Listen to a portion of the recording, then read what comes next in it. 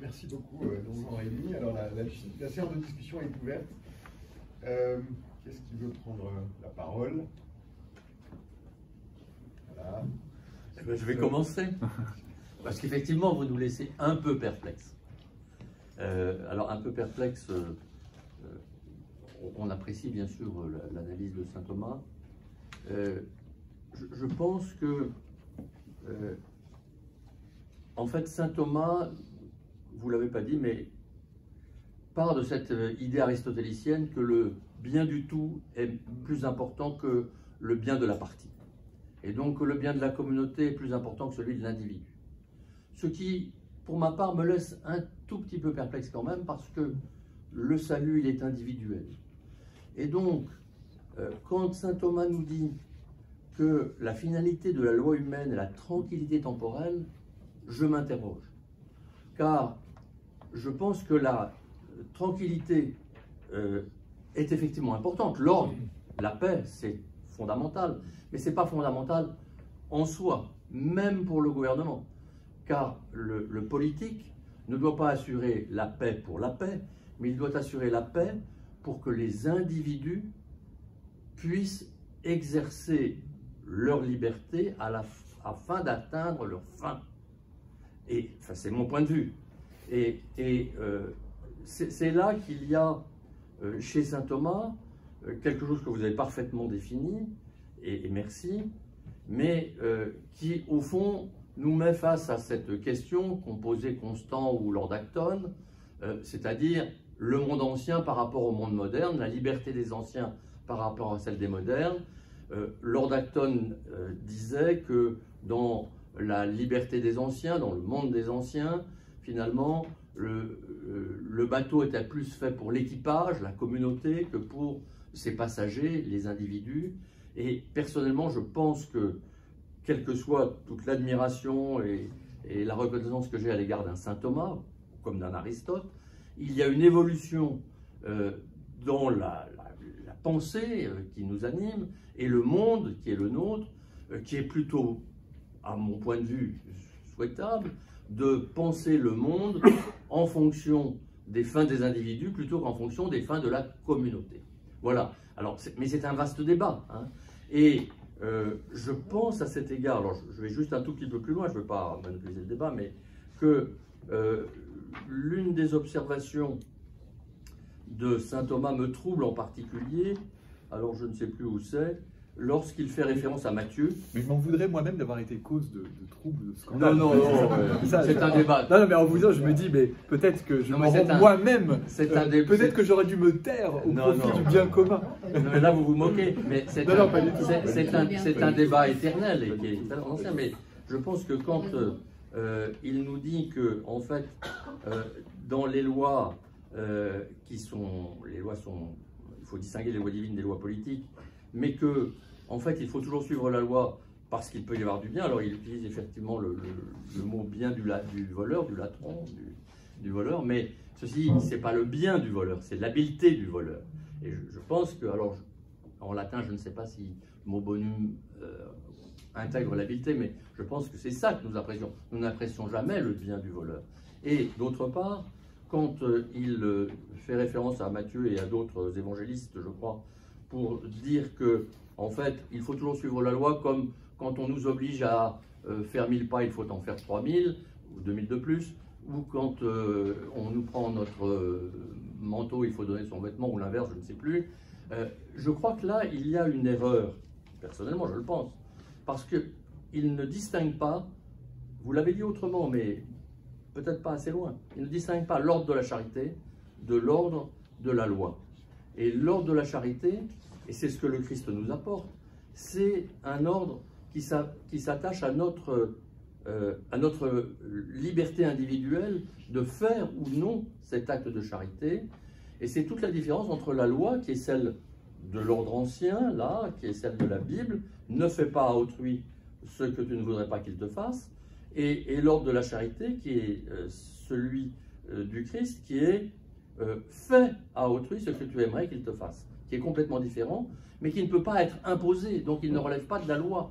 Il fait partie de la générosité et de la liberté individuelle. Je m'arrête parce qu'on pourrait en discuter très longtemps, mais je vous dis mes objections. Merci beaucoup, merci. Je suis heureux, là on est dans le séminaire, non? C'est pas... Bah oui, c'est pour ça que je me permets. C'est bien. Non, mais de fait, merci beaucoup.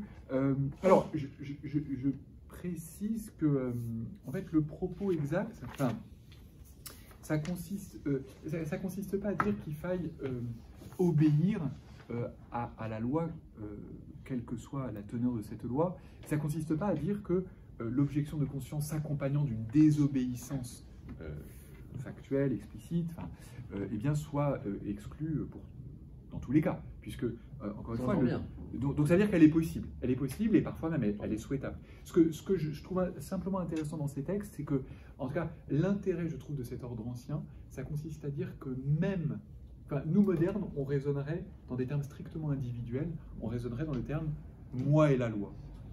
Et ce que je trouve intéressant, c'est que là, il y a un raisonnement qui consiste à dire puisque c'est la loi, ça veut dire que je ne peux pas simplement avoir un rapport, je dirais, individuel à la loi, mais il faut que j'intègre dans le comportement que je vais adopter, eh bien, le même critère qui est en œuvre s'agissant de la loi, qui est un critère de bien commun.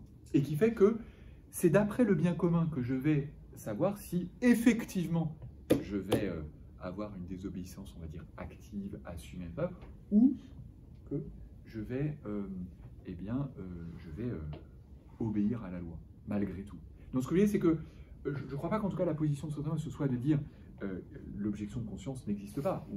Non, je pense qu'elle est tout à fait prévue et prévisible. Simplement, que le critère en vertu duquel on agit, c'est celui consistant à prendre en compte le bien commun, et d'autre part aussi, je trouve que c'est quand même la mobilisation de la charité, consistant à se dire effectivement, parfois, par amour pour le prochain, je vais renoncer à quelque chose qui pourtant serait légitime, qui serait légitime que je fasse.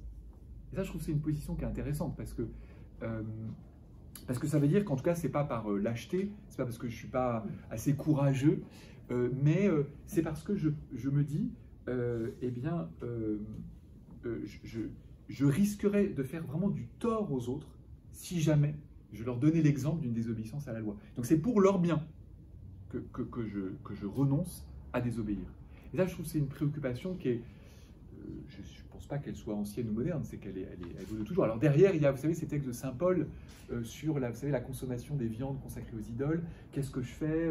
Est-ce que, parce que dans tous les textes du scandale, ça joue. C'est-à-dire que oui, d'accord, ce serait possible de manger des viandes qui pourtant étaient... Mais d'un autre côté, si jamais d'autres sont choqués, il faut quand même que je prenne ce critère en compte.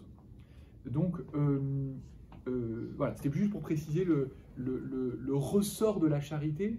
Il me semble quand même, parce que la charité en politique, c'est quand même quelque chose qui existe. Enfin, c'est pas une confusion des ordres. Si, c'est une confusion des ordres. La charité en politique, elle dépend de chacun individuellement. Oui, mais justement. C'est une décision individuelle, c'est pas une décision politique. Oui, mais alors justement, alors ça pour le coup, c'est l'apport des anciens, c'est que une décision individuelle concernant la loi est toujours politique. Elle a un effet politique, mais elle est individuelle, elle ne sort pas d'une décision de la communauté, elle n'est pas dans les règles de la communauté. Parce que votre exposé portait sur la question de l'obéissance au fond et de l'objection de conscience. Mais le titre de votre exposé, c'est « Comment agir quand la loi n'oblige plus ». Donc ce n'est pas une question d'obéissance. D'ailleurs, n'oblige plus. Ça veut dire qu'avant, elle obligeait. Alors, qu'est-ce que c'est que cette loi qui obligeait avant et qui n'oblige plus?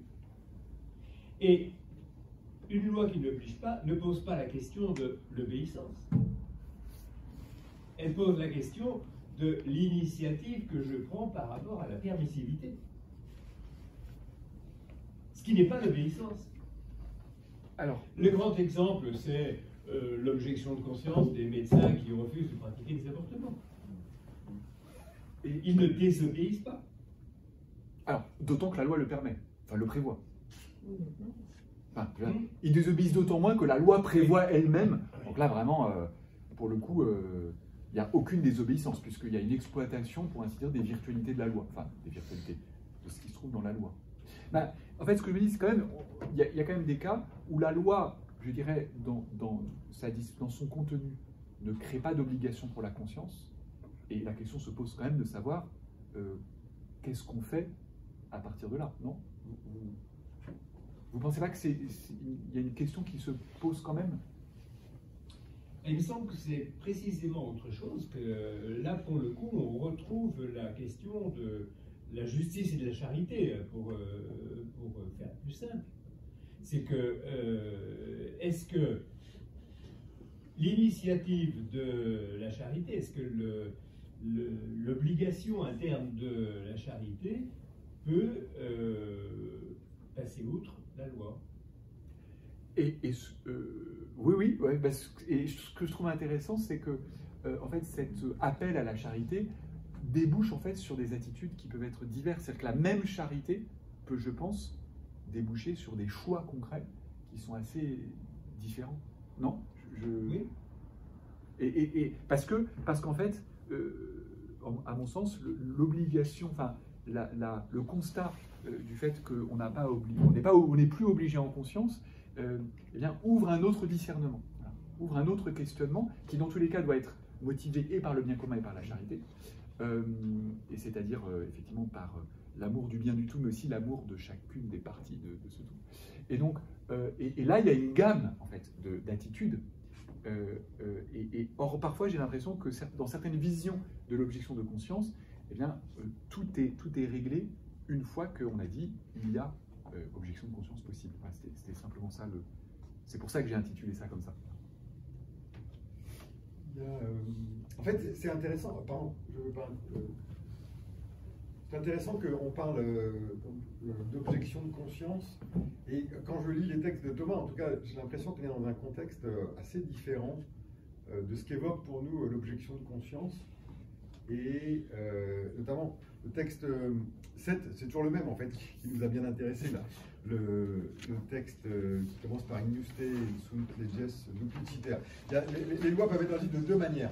Et je pense que nous avons vraiment tendance à nous focaliser sur les lois injustes par contrariété avec la loi divine, donc l'avortement, etc. Toutes les lois ou des lois qui obligeraient à l'idolâtrie, par exemple. Et moi, je trouve extraordinaire que saint Thomas, il s'intéresse surtout, en fait, aux lois qui sont contraires, qui sont des mauvaises lois du point de vue du bien humain. En fait, il pense, l'exemple dans les crochets là qui sont enlevés, il prend des exemples par exemple de lois qui imposent des impôts, qui imposent de manière injuste. C'est-à-dire notamment avec une répartition de la charge de l'impôt complètement aberrante, par exemple. Ça, c'est des questions pour saint Thomas. Et je trouve que les chrétiens devraient s'emparer aussi de ces aspects, pas simplement penser aux martyrs, parce que l'objection de conscience, mais penser aussi à l'exercice du jugement politique. Et en fait, il dit clairement, voilà, il y a des mauvaises lois. En fait, nous passons notre temps à obéir à des mauvaises lois. En fait, je pense qu'il décrit une situation qui nous est extrêmement familière. Aucun d'entre nous, je pense, ne trouve que nous sommes, que toutes les obligations qui nous sont faites, en général, sont idéales. Et pourtant, nous nous y conformons, tant bien que mal. Enfin, je veux dire, de bon gré, mal gré, nous payons nos impôts même quand on trouve que c'est un peu trop, nous qui sont mal répartis, nous respectons, je sais pas moi, le sens des circulations des rues, même quand on trouve que le passage en sens unique est vraiment stupide. Enfin voilà, donc c'est de ça qu'il parle. Et je trouve que la dimension politique, encore une fois, nous tendons à la faire disparaître au profit de la dimension morale qui obsède les catholiques d'aujourd'hui. Mais saint Thomas n'est pas un catholique d'aujourd'hui. C'est quelqu'un qui a un sens du bien commun chevillé au corps et aussi une hantise de la guerre civile, parce que pas oublier qu'il vient du sud de l'Italie, qu'il sait qu'il n'y a rien de pire que la guerre civile du point de vue politique. Vous n'avez pas c'est même pas une objection, une remarque, enfin, une question, mais... Alors là-dessus, je pense qu'il y a quand même une question que soulève Thoreau, c'est est-ce que par exemple le cas de l'avortement, on est dans le cas d'un bien divin, enfin, est-ce que ça rentre dans la catégorie par contrariété avec le bien divin? Parce que j'ai quand même le sentiment que par là, il entend surtout tout ce qui est de l'ordre, effectivement, de l'idolâtrie, par exemple, des atteintes directes à la vie religieuse, enfin, Parce que c'est ça aussi le problème pour nous. Mais je suis toujours embêté quand on convoque le cas de l'avortement, parce que dans notre pays, dans la plupart, la loi sur l'avortement n'oblige personne à avorter. Oui, c'est bien le sujet. Donc, Quand la loi n'oblige plus. Oui, mais je ne sais pas s'il n'y a pas un malentendu là sur le. Non, et puis surtout, ces lois prévoient en fait l'objection de conscience. Oui, oui. Donc de fait, c'est pas, ce ne sont pas les cas les plus. Si le problème c'est de faire appel à saint Thomas pour se dire, parce qu'il y a des gens qui pensent que, puisqu'on est dans un État qui autorise par exemple l'avortement, eh bien nous sommes déliés de l'autorité politique, je pense que nous nous posons une question que saint Thomas ne se pose pas. C'est clair, c'est clair, ça c'est sûr. Alors, il y a un exemple récent où on ne serait pas obligé, c'est la loi dite du mariage pour tous. Alors c'est un peu particulier, mais si on est maire, on a l'obligation de faire ce service public du mariage civil. Et donc du coup, on peut se poser la question, je suis catholique, ça heurte ma conscience, marier deux personnes du même sexe. Donc du coup, qu'est-ce que je fais? Alors, je sais pas, j'imagine il y a des stratégies un peu d'évitement. Dont on a son adjoint, mais il y a des cas, apparemment, où on pourrait se faire un peu coincer. Alors, si on désobéit, parce que là, il n'y a pas la reconnaissance de l'objection de conscience, et ça a été confirmé, il y a une objection, une TF, pardon, et puis c'est monté. QPC, ouais, c'est ça. Et puis c'est monté au niveau européen, une autre de la Cour européenne de la justice. Bref, et ça n'a pas été. Donc là, ça se pose. En fait, il y a certaines situations. Donc, il y a peut-être ces deux attitudes. Soit peut-être qu'il y a trop de scandales, donc on considère que ça ne vaut pas le coup, ou alors on accepte peut-être le martyre, c'est-à-dire de ne plus être maire, suite à une décision où on est destitué. Et ce que je trouve intéressant, c'est que, mais peut-être que j'ai une mauvaise lecture des réactions premières, c'est que j'ai l'impression que chez certains, en tout cas, par définition, dès qu'il y a un cas de conflit, la seule attitude à adopter, c'est une attitude consistant à faire sécession, c'est-à-dire à ne pas être impliqué ou à ne pas coopérer. Voilà. Il y a cette mobilisation de la coopération. Or je me dis que pour de très bonnes raisons, il y a aussi d'autres paramètres à faire entrer en ligne de compte, parce que précisément au nom d'une conception non individualiste de la conscience. Mais dans l'Église, obéir signifie prendre des initiatives, non? Dans cette opposition justement à une loi qui ne conviendrait pas. Ça ne nous renvoie pas à une attitude passive, en fait. Exactement. Et je crois que la définition de l'Église, c'est de prendre, pour un chrétien, c'est de prendre des initiatives dans la désobéissance. Ça s'appelle obéir dans l'Église. Mais alors, dans ce cas-là, obéir à quoi et à qui? Bien, je pense à la raison raisonnante et à combattre la raison raisonnante qui a pris le champ de toute réflexion politique aujourd'hui. Alors là, c'est vrai que c'est pour rejoindre votre question, c'est que la raison et la foi ne sont pas ce qu'on croit, justement, dans ce contexte. Et saint Thomas a sûrement, nous renvoie certainement à cette évidence de replacer la raison à sa place, et non pas de subir la raison raisonnante. Oui, la raison, mais aussi la charité. C'est ça qui est, oui, c'est ça qui est surprenant, c'est que dans ce contexte-là... Mais la charité au bien commun, vers le bien commun, c'est quand même poser aussi la question qui est ton prochain. Parce que je crois que là, il y a beaucoup de réflexions à mener. Après, c'est juste une question, enfin, moi je comprends la question que vous posez. C'est une question de mesure, d'appréciation. Saint Thomas a raison évidemment de dire ça, et comme il le dit, avec les mots de son époque, parfois ça nous choque parce que c'est un peu peut-être rigide, mais et pour dire, pour répondre pour reprendre ce que dit Madame et les questions de l'avortement. Dans l'avortement, ce qui est choquant, encore plus que l'autorisation de l'avortement, à la limite, ça, on peut presque se dire, bon, c'est vrai qu'on peut peut-être pas refuser à d'autres, mais moi je pense que c'est mieux que ce soit toujours une appréciation individuelle. Ça a toujours eu lieu, comme l'euthanasie, on laisse mourir des gens. Bon, mais ça, c'est l'appréciation du médecin et de la famille. Pourquoi aller faire une loi? Mais ceci, c'est un autre problème. Dans l'avortement, ce qui est grave aujourd'hui en France, c'est qu'on nous interdit d'aller convaincre des gens de ne pas avorter. Et là, il y a une sorte d'abus véritable. Et alors, on va plus loin. C'est-à-dire que ceux qui vont prier silencieusement, les veilleurs, on va leur dire « Ah ben non, en tout cas pas dans ce périmètre-là ». Donc, c'est là que il y a une sorte d'appréciation qu'on a chacun d'entre nous, jusqu'où je vais m'opposer pour que ça n'aille pas contre le bien commun, mais que ça réveille les gens aussi, que ça les alerte. À Bétharam, dans les histoires de Bétharam et autres, il y en a eu des centaines, alors on disait autrefois, et je le comprends, ah ben il ne faut rien dire parce que ça va heurter le bien commun, celui de la communauté qui vit paisiblement, et si on dénonce celui-ci, alors que bon, bah, c'est pas très grave, il y a 2 petits-enfants qui ont eu des petits soucis, bah, ils oublieront, c'est comme ça aussi qu'on a laissé se propager, donc il y a une question d'appréciation.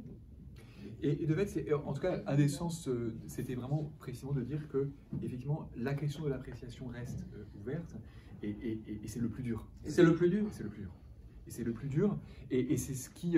Et ce que je veux dire, c'est que la question du rapport entre l'ordre politique, la conscience, ne se joue pas simplement, effectivement, en amont, mais se joue après. C'est-à-dire maintenant, qu'est-ce qu'on fait, comment on agit. Or, je pense que là, pour le coup, la force de notre c'est de dire cet agir doit être à la fois chrétien, mais aussi politique. Voilà. Qu'est-ce qu'un agir, qu'est-ce qu'une action politique, au sens le plus riche du terme, dans ces circonstances-là. Mais ça, c'est juste simplement où est-ce qu'on fixe la barrière. Et par définition, si c'est politique, eh bien, c'est une appréciation prudentielle, c'est une délibération, comme je dis, ça demande aussi des formes d'organisation de cette délibération. Enfin, c'est tout ça, quoi.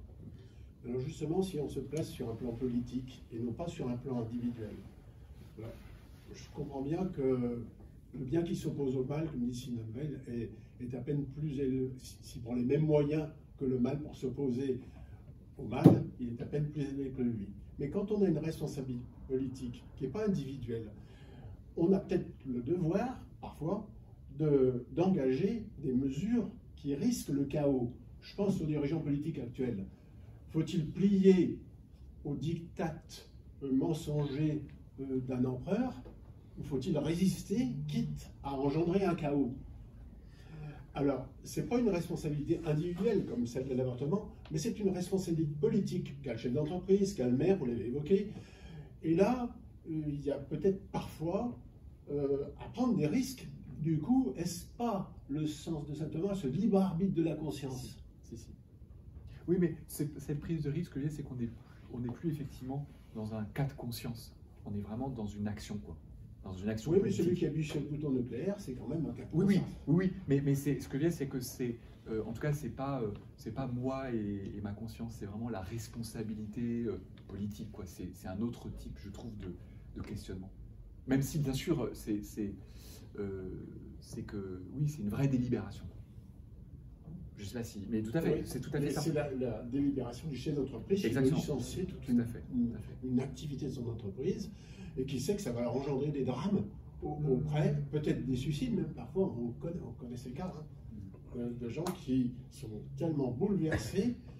Mais ce qui veut dire qu'on n'est plus dans le manichéisme au sens où la seule bonne décision à prendre, c'est celle-ci, au sens où parfois une certaine vision de la morale fait que c'est automatique, qu'il n'y a que... non, en fait, il y a toute cette complexité, effectivement, de la situation à prendre en compte.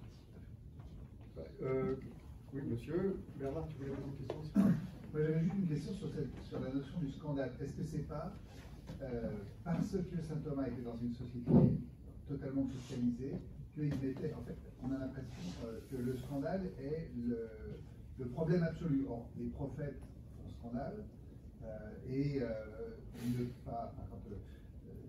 on a l'impression que c'est le problème, le truc à éviter absolument, c'est le scandale. Ça me pose une question, dans le temps de saint Thomas d'Aquin, je comprends, Mais est-ce que finalement aujourd'hui, on va prendre les circonstances des 20 dernières années, les réseaux sociaux, le scandale n'est pas le moyen de faire évoluer la loi? Ou alors, ou même dire, est-ce que le martyr n'est pas un scandale? Celui qui est un martyr, est-ce qu'il ne crée pas un scandale?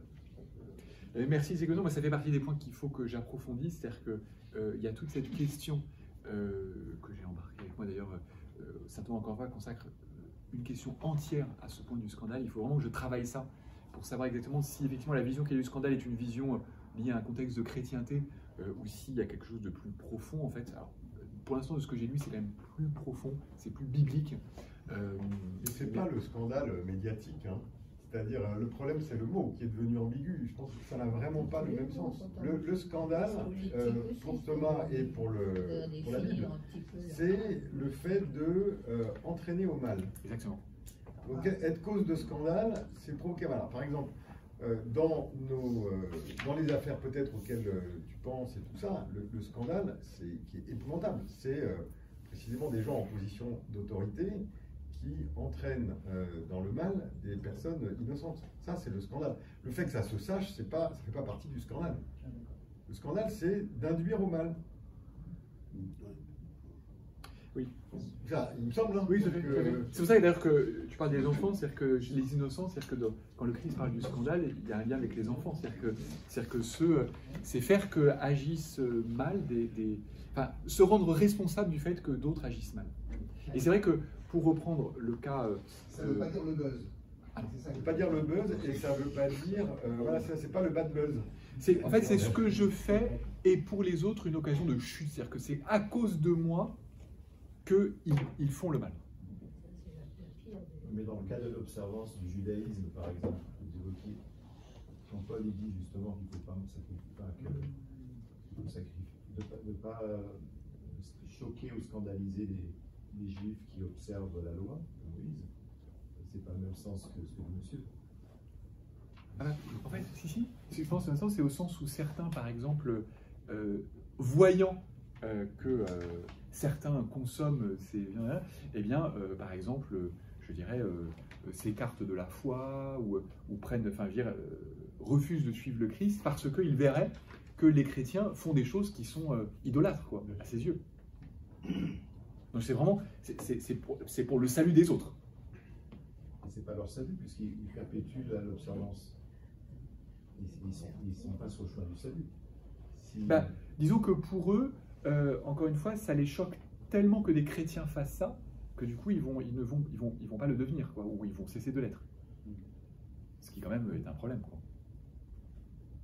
Mais à un moment donné, il y a bien une confrontation entre la loi du Christ et la loi de Moïse. Je veux dire. Mais il y a une transition. En fait, oui, on est dans une phase de transition dans laquelle il faut laisser le temps aux mentalités d'évoluer. Et pour l'instant, l'évangélisation se passe dans un contexte où vous avez des juifs extrêmement attachés aux observances légales. Et au fond, ça ne vaut pas la peine, même quand ils sont convertis. Et donc, ça ne vaut pas la peine de les choquer pour un truc qui, pour un chrétien, n'a plus de signification. Donc, en fait, le fait de respecter les observances n'est pas mal. Voilà. Non, même, c'est un bien pour un juif, mais ça n'est pas un mal pour un autre. C'est ça la différence. Alors que idolâtrer, c'est mal, alors que c'est bien pour un païen. Et donc c'est ça la différence, je pense. Alors c'est choqué, mais donc aussi amener à des décisions malencontreuses, quoi. Enfin, à faire que ces personnes s'écartent, par exemple. Mais de ce point de vue-là, pour un parallèle possible, bon, même si ces parallèles sont toujours... mais moi, je veux dire plus qu'il faut qu'on intègre, par exemple, vous citez les cas de l'avortement, etc., mais quand même, il faut intégrer le fait que pour nos contemporains, il y a quelque chose de très choquant, je pense, dans le fait que, par exemple, les catholiques s'opposent à l'avortement, parce que pour eux, c'est vraiment un droit. Donc ça veut dire que pour eux, c'est non seulement, comment dirais-je, c'est permis, mais même ça entre dans une vision de ce qu'il est bon de faire pour une liberté. Donc ça, je reconnais que, encore une fois, c'est pas parce que certains considèrent que c'est un droit, mais je pense qu'il faut que ceux qui manifestent publiquement intègrent aussi le fait que ça peut être vraiment pour certains une pierre d'achoppement, quoi. Ils se disent, mais c'est pas possible. Comment se fait-il que certains puissent être opposé à ce qui pourtant est le bien de quelqu'un, quoi. C'est le raisonnement qu'ils se font. Hein.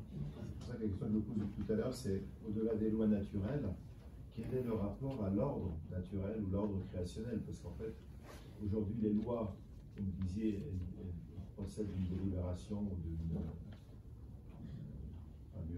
parlementarisme, mais est-ce que, moi je ne suis pas spécialiste de Saint Thomas, mais quand Saint Thomas parle des lois naturelles, comment il articule avec le droit naturel, avec l'ordre créationnel par exemple? Ah ben oui, c'est l'équivalent, c'est la même chose. C'est la même chose, on parle bien de la même chose. On parle de la même chose. Aujourd'hui, c'est plus le cas. C'est plus le cas, en tout cas explicitement, mais dans les faits, heureusement que c'est encore très largement le cas. C'est-à-dire que c'est pas parce que le législateur n'a plus cette conception-là que dans les faits, ce qu'il fait est totalement déconnecté de l'ordre créationnel. Heureusement qu'on peut faire de la prose sans le savoir, quoi. Mais toutes les lois sociétales sont dans l'idée qu'il n'y a plus d'ordre créationnel. Alors, tout dépend ce qu'on entend par toutes les lois sociétales. Enfin, tout dépend de quoi on... Enfin, ça dépend. Si vous faites allusion effectivement à des lois qui concernent l'ordre de la famille, mais même dans l'ordre de famille. C'est-à-dire que je prends par exemple, ça va vous paraître un peu étrange, mais je prends ça, toute la question aujourd'hui, la question de la sexualité, comment dirais-je, de l'abus sexuel sur mineurs. Je pense que législativement, même si ça ne se fait pas du tout pour ce motif-là, mais il y a quand même une prise de conscience du fait que eh bien, la nature des choses, et en particulier la nature de l'évolution d'une personne, fait que il y a un moment où on ne peut pas présumer qu'il y a un consentement, et donc ça veut dire qu'il faut se pencher vraiment sur la question de savoir quand est-ce qu'on fixe vraiment l'âge de la majorité, de la minorité sexuelle. C'est des enjeux fondamentaux dont on reprend conscience, alors qu'il y a quand même eu un moment un peu de flottement. Il faut que notre société ait le courage de le voir. Or, le législateur, quand il fait ça, c'est sûr qu'il ne le fait pas en lisant Saint Thomas. Mais ce qui est certain, c'est qu'on est en plein droit naturel. C'est-à-dire, c'est le seul qui résiste, on va dire. C'est la position de l'enfant ou de la dignité de l'enfant. Non, parce que quand même, vous ne pouvez pas dire que notre ordre juridique actuel est entièrement fondé sur 2-3 lois sociétales contestables. On a un ordre. Oui, non, mais non, on a un ordre quand même qui est là pour défendre la liberté de circuler, le droit de propriété. Enfin, je veux dire, s'inscrit quand même dans un cadre encore qui est un cadre humain. On n'est pas dans un cadre totalement subverti. C'est parce que, en fait, et c'est la très grande richesse de notre religion, c'est que l'ordre rationnel est en fait conforme à l'ordre divin. Il vient parfaire, il continue l'ordre divin, d'une certaine manière. Et on trouve dans l'ordre rationnel, c'est Aristote. Aristote, finalement, pourquoi Saint Thomas est si proche d'Aristote? Parce que, par la seule raison, il nous avait procuré des visions qui étaient très proches de celles que Saint Thomas trouve, lui, dans l'ordre divin. Mais ça, c'est l'autre question, c'est que, visiblement, pour Saint Thomas, la raison n'est pas altérée par la chute. Alors, effectivement, et vous avez raison de souligner... En tant que protestant, je pense qu'il se trompe. Mais c'est vrai que... non, mais vous avez raison, vous avez tout à fait raison que derrière tous ces sujets-là, il y a effectivement cette conception du rapport à la raison et de la blessure infligée par le... C'est clair, c'est évident que c'est un enjeu énorme. Et que l'éthéologie du péché originel joue effectivement en sous-main là-dessus, bien sûr. Clairement. Est-ce qu'il y aurait d'autres questions? Ça peut être des questions aussi très simples et naïves, de demander des exemples ou de demander des éclaircissements. Voilà. Oui. J'ai deux questions. Est-ce qu'en fait, finalement, la loi qui oblige à des mauvaises actions est elle-même scandaleuse? C'est-à-dire, en fait, Saint Thomas dit séditieuse, mais pas jusqu'au scandale, finalement, puisqu'elle encourage au mal. Et donc, dans ce sens-là, est-ce qu'il n'y a pas une opposition Est-ce que l'opposition entre le scandale qu'occurrait quelqu'un qui s'oppose à la loi et la loi paraissait incommensurable, parce que le scandale serait bien pire que la loi, alors qu'en vrai on se rend compte que finalement les scandales, c'est tous les deux des ordres de scandale. C'est très juste, c'est très juste. Mais c'est vrai que, c'est vrai que quelqu'un qui obéirait, tu vois, Socrate qui par exemple consent à sa propre condamnation, alors même qu'elle est scandaleuse, on peut se dire, mais en fait, il cautionne. C'est-à-dire que céder le droit qu'on a de ne pas obéir à une loi, eh bien, ça prête enfin, ça offre l'occasion à d'autres de penser que, mais quoi? Ça veut dire qu'il ne dénonce pas ce qui pourtant est un scandale. C'est-à-dire qu'il consent à une loi qui est elle-même un scandale, puisqu'elle conduit de fait, c'est vrai, c'est très. J'ai aussi une question.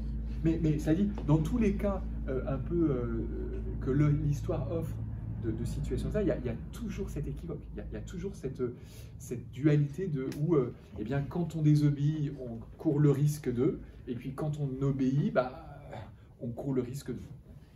Madame avait une question aussi. Mais vous avez une deuxième question dans Non, c'est juste un parallèle entre le passage de l'évangile, enfin des évangiles, entre Jésus qui va payer les deux, qui va dire jeter le poisson, tu auras deux, tu pourras payer pour nous, et pour pas faire scandale. Et à côté de ça, le Fils de l'homme est maître du sabbat, donc il va guérir la main, alors que. Mais ces deux, enfin je suis contre tout à l'heure. Bien sûr. Ces deux visions-là, voilà. Tout à fait. Et d'autant que dans ce passage, l'évangéliste dit ils étaient scandalisés à son sujet. Oui. Ils vraiment, ils se scandalisaient de cela. Est-ce qu'il souhaite faire scandale? Est-ce qu'il sait que. Enfin, si, oui, c'est forcément.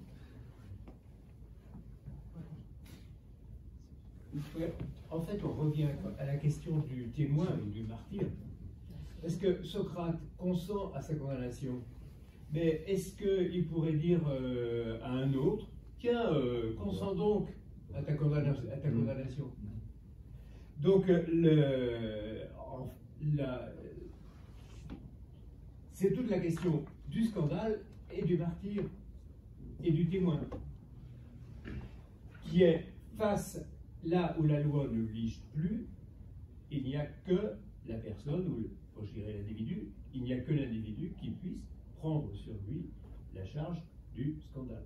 Mais ce que je trouve fascinant, c'est qu'il prend en charge cette question avec quand même une préoccupation politique. Oui, mais il ne va pas aller légitimer la condamnation de, par exemple, Anaxagore, qui lui aussi avait été condamné.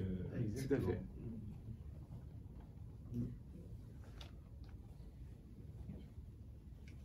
Alors, vous aviez une deuxième question?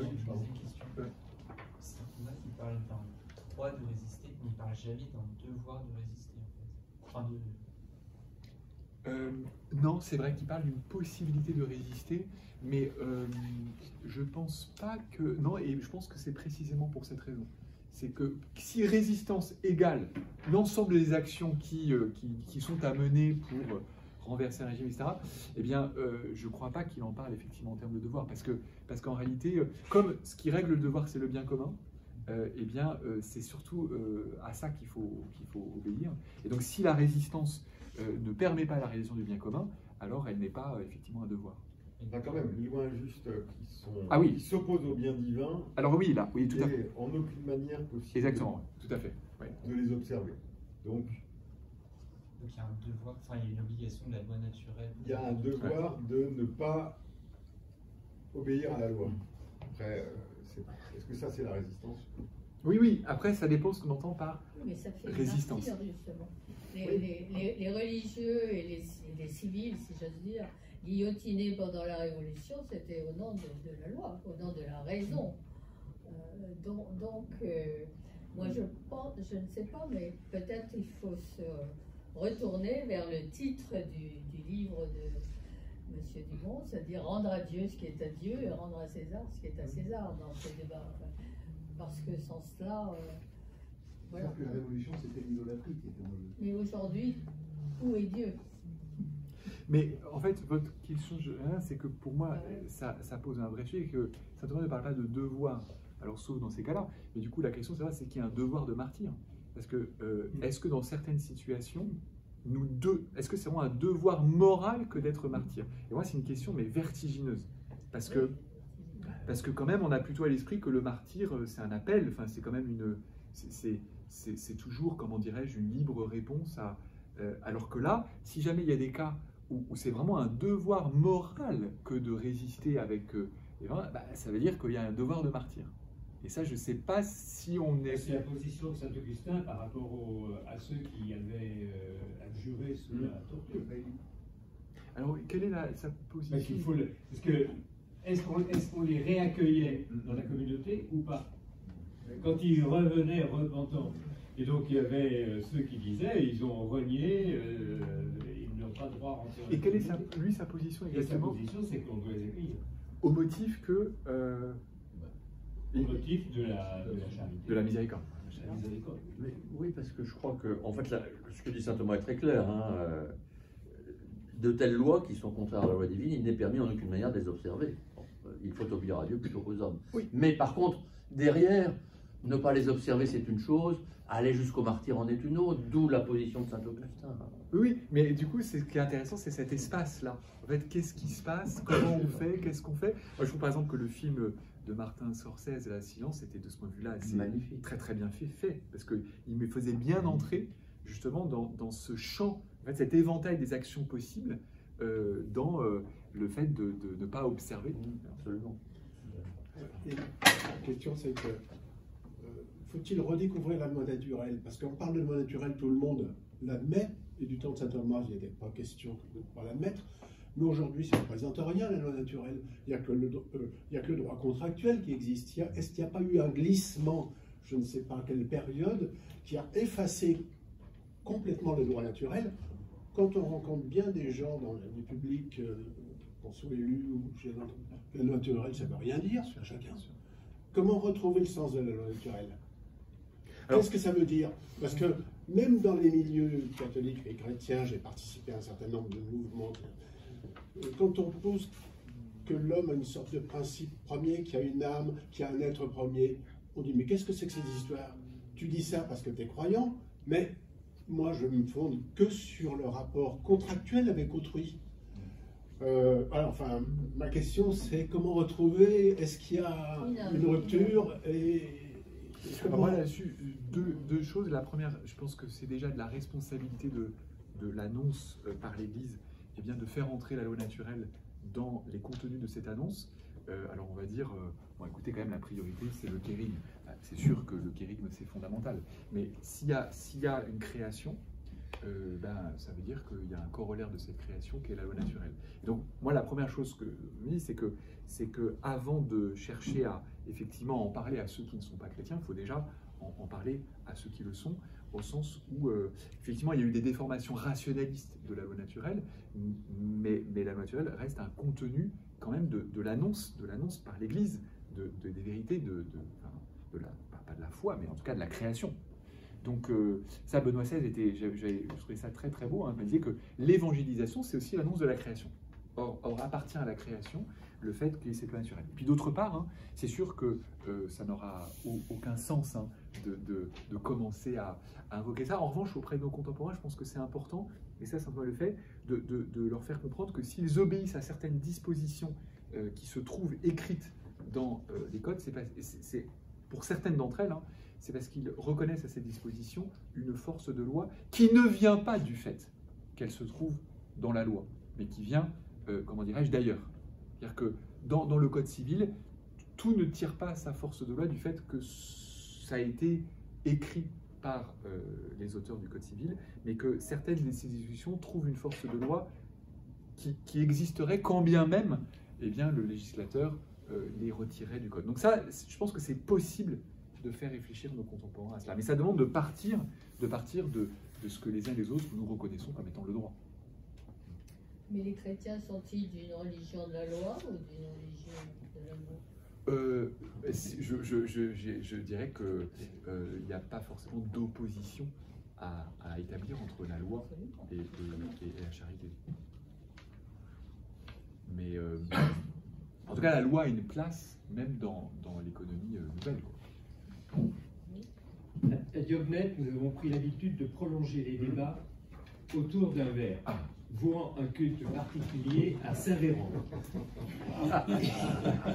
Donc, je vous propose de continuer